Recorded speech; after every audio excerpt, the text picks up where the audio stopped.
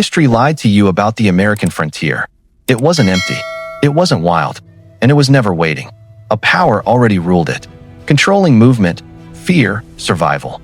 No borders, no cities, nothing you could map. So how do you erase something that powerful?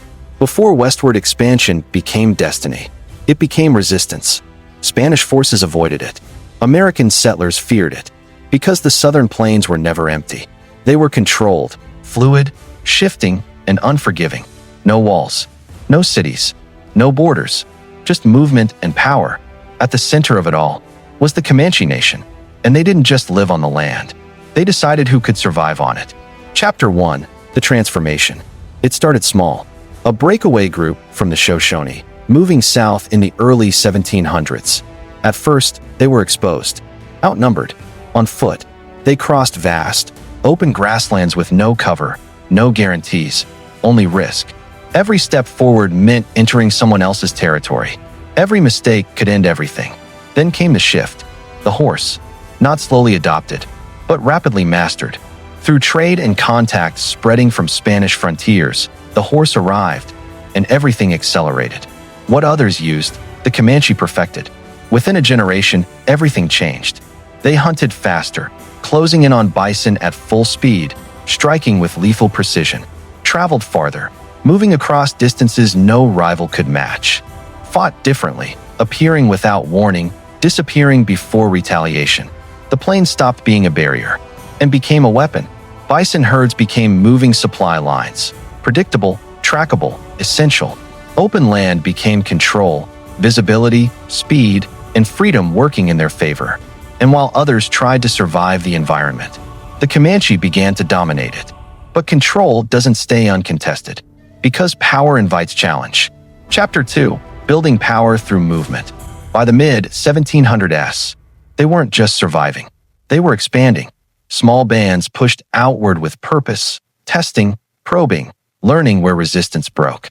Movement became strategy. Expansion became inevitable. Their territory, later called Comancheria, stretched across vast parts of present-day Texas, New Mexico, and beyond. Not defined by borders, but by reach.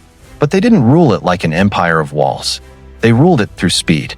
Raiding became strategy, not chaos, precision. Routes were remembered. Targets were studied. Timing became everything. They targeted Spanish settlements, Mexican territories, trade routes. Distance stopped meaning safety. Isolation became vulnerability. Every edge of the frontier was exposed. Horses became currency. Captives became labor. Goods became leverage. Trade networks formed under pressure, linking distant regions through exchange, fear, and necessity. Power wasn't just taken, it was circulated. They didn't just fight enemies. They reshaped entire economies around them. Even rival tribes felt it. The Apache, once dominant, were pushed out, displaced, forced to retreat, their control replaced.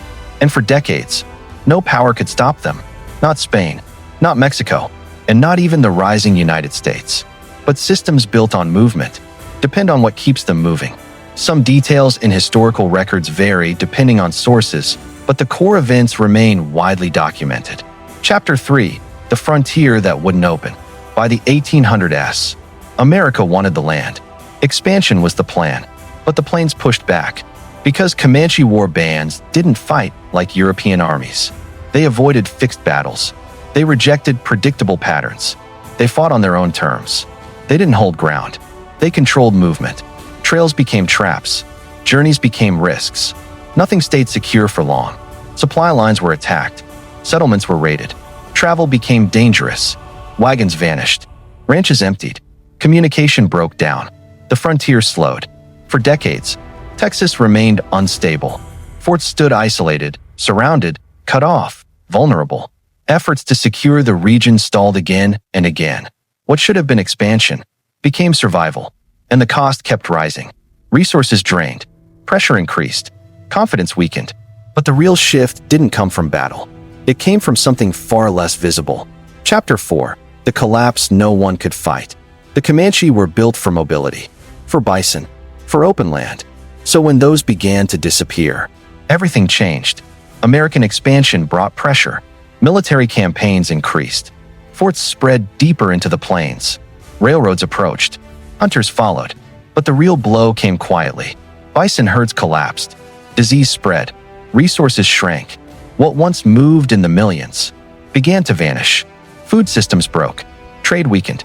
Movement lost its foundation. Mobility became harder to sustain. Raiding became riskier. Distance now meant exposure. Every ride carried uncertainty. For the first time, their system began to fail, not because they lost one decisive battle, but because the ground beneath their power was disappearing. By the 1870s, resistance could no longer hold. Pressure closed in from every side: military force, environmental loss, internal strain. And the empire that once controlled the plains was forced to surrender. But the question remains: did they fall because they were defeated, or because their world was taken from them? Closing reflection: power isn't just strength, it's structure. The Comanche mastered speed, land, and strategy. For a time, it made them unstoppable. But every system depends on balance: resources, environment, stability. When that balance breaks, power begins to erode. Not all at once, but inevitably. History repeats this pattern. Dominance doesn't collapse in a moment. It fades when it can no longer sustain itself. Thanks for watching. Mode Hub Tales brings untold history to life. Stories history rarely tells the right way. Subscribe now to uncover more. Because history doesn't disappear, it waits to be remembered.